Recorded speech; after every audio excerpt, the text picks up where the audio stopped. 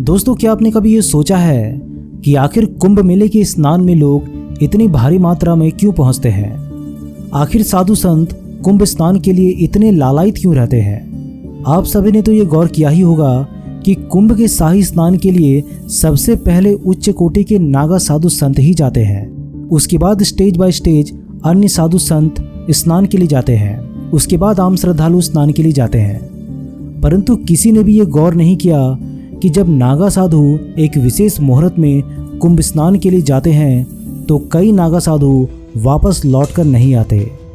इसे ऐसा समझिए कि 1000 नागा साधु संत जब स्नान के लिए जाते हैं तो उनमें से 100 से लेकर 200 साधु संत गायब हो जाते हैं। ना तो उनका कोई पता होता है और ना ही उनका कोई मृत शरीर मिलता है। क्या आपने इस बात पर कभी गौर किया था? शायद नहीं, क्योंकि ये सारी घटनाओं को सदियों से अत्यंत गोपनीय रखा गया है। दोस्तों, आज हम आपको इस वीडियो में कुंभ के शाही स्नान में नागा साधु संतों के गायब होने के बारे में कुछ ऐसी रहस्यमय बातों को बताएंगे जिसे सुनकर आपके होश उड़ जाएंगे। नमस्कार दोस्तों, आप सभी का स्वागत है अद्भुत टीवी भारत में।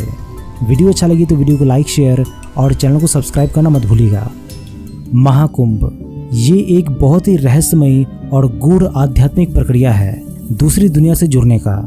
बहुत लोग ये नहीं जानते कि असल में कुंभ स्नान करने का सही मकसद क्या है। लोग बस कुंभ मेले में आते हैं और ये सोचते हैं कि कुंभ में स्नान करने से पुण्य मिलेगा। आम श्रद्धालु बस इसी वजह से कुंभ में स्नान करने के लिए आते हैं। दोस्तों, अगर कुंभ में स्नान करने वाली जगह पर कैमरे लगा दिए जाए और नागा साधु संतों की गिनती की जाए तो स्नान करके लौटकर वापस आने वाले नागा साधुओं की गिनती कम ही मिलेगी। कई साधु संत कुंभ में स्नान के वक्त गायब हो जाते हैं, पर आखिर क्यों? इसका जवाब जानने के लिए हमें कुंभ के इतिहास में जाना पड़ेगा। कहते हैं कि अमृत प्राप्त करने के लिए देव दानवों ने मिलकर समुद्र मंथन किया। तमाम विषैले चीजों के बाद अमृत निकला। उसे पीने के लिए दोनों पक्षों में छीना झपटी मची। उसी बीच भगवान विष्णु के इशारे पर अमृत को राक्षसों से दूर ले जाने के लिए इंद्र के पुत्र जयंत अमृत कलश लेकर आकाश में उड़ गए। राक्षस उनके पीछे पड़ गए। बचाने और पाने की आपाधापी में अमृत की कुछ बूंदें रास्ते में छलककर गिरती गई। अमृत कलश से जहां जहां अमृत की बूंदें गिरी उन्हें विशेष पवित्र स्थानों का दर्जा दिया गया। लोगों को अमृत की सकारात्मकता का लाभ पहुंचाने के लिए वहां कुंभ का आयोजन आरंभ हुआ। ऐसे 12 स्थान हैं जहां अमृत की बूंदें गिरी थी, जिनमें से 8 देवलोक में है और 4 भारत की इस धरती पर है, जिसमें प्रयाग, हरिद्वार, उज्जैन और त्र्यंबकेश्वर शामिल है। दोस्तों, ऐसा माना जाता है कि यहाँ कुंभ स्नान करके लोगों को इसी जन्म में मोक्ष मिल जाता है। अब चलिए हम अमृत के बारे में बात कर लेते हैं। पौराणिक मान्यताओं के अनुसार अमृत में वो गुण हैं जो किसी को भी अमर बना सकते हैं। इसका अगर वैज्ञानिक विश्लेषण किया जाए तो अमृत एक ऐसा रसायन है जिसमें समय की गति को अत्यधिक कम कर देने की क्षमता होती है। यानी कि अगर कोई भी इस अमृत को धारण करेगा उसके लिए समय की गति अत्यंत धीमी हो जाएगी। उस मनुष्य के लिए करोड़ों साल 1 सेकंड की तरह हो जाते हैं।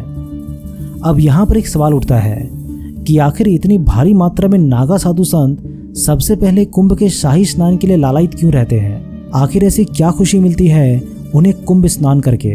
दरअसल कुंभ के शाही स्नान के लिए जो नागा साधु जाते हैं उनका मुख्य उद्देश्य यहाँ से टाइम ट्रैवल करना होता है। जी हाँ, आपने बिल्कुल सही सुना, टाइम ट्रैवल यानी कि समय यात्रा। वो यहाँ से समय यात्रा करके दूसरी दुनिया के आयामों में पहुंच जाते हैं। सुनने में ये थोड़ा अजीब लगे, परंतु ये उतना ही सत्य है जितना कि चांद और सूरज, जन्म और मृत्यु।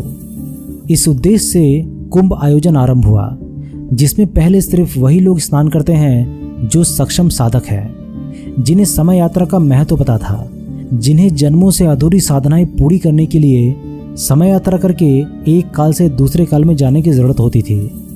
आपको जानकारी और भी आश्चर्य होगा कि कुंभ स्नान के माध्यम से दूसरी दुनिया में टाइम ट्रैवल करके अदृश्य रूप से देवता भी कुंभ में स्नान करते हैं। उनके बाद ऋषि और संत कुंभ में स्नान करते हैं। ये जगह ऊर्जाओं से इतनी भरपूर होती है जिसका लाभ उठाने के लिए राजा और प्रजा भी कुंभ स्नान करने लगे। दोस्तों, यहाँ तक की बातें तो आप सभी जान गए। नेक्स्ट वीडियो में हम आपको कुंभ में बनने वाले ब्लैक होल के बारे में बताएंगे, जिसके बारे में सदियों से सिर्फ उच्च लेवल के साधु संतों को ही पता था। कुंभ में बनने वाले ब्लैक होल की मदद से ही साधु संत समय यात्रा पर जाते थे।